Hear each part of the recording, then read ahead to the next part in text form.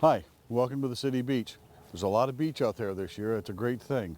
We've had a lot of people down here, and one of the really nice things is the improvements that we've made over the last several years are enhanced by the amount of sand that we have available. Several years ago, we bought a machine that helps us clean the sand, digs down about 6 inches, picks up all the debris.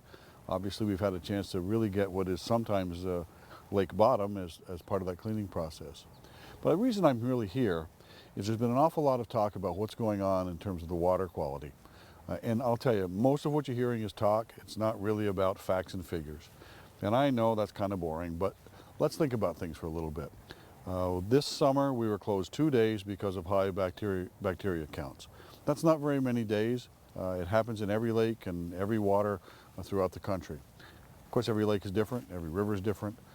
So we really have taken a really bold step and done a tremendous amount of testing. We started at 30 locations so we get a sense for what's going on in the river, what's going on in the lake, and we've narrowed it down to 8 particular spots that we're watching.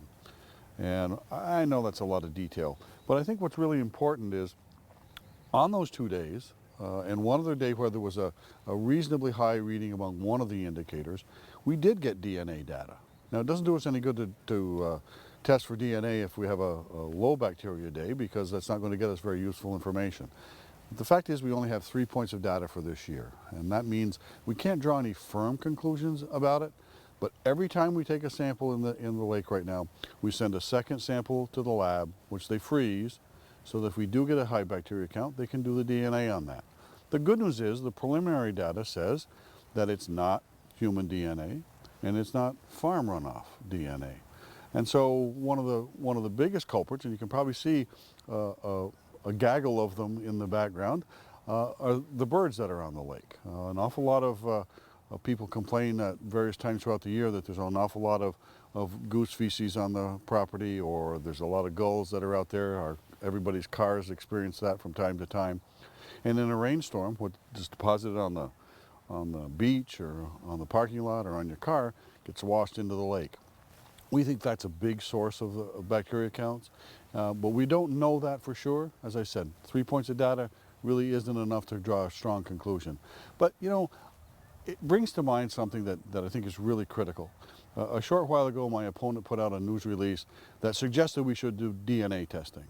And the reason I mention it is we were already doing it. And it really just goes to show that he's just not in touch with what's going on.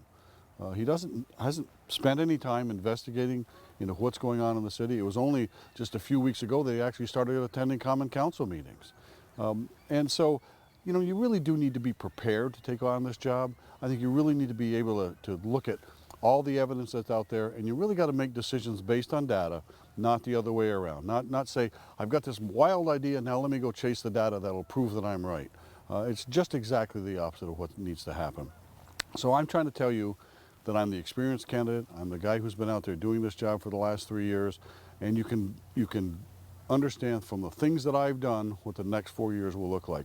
And I really hope I get your support in November.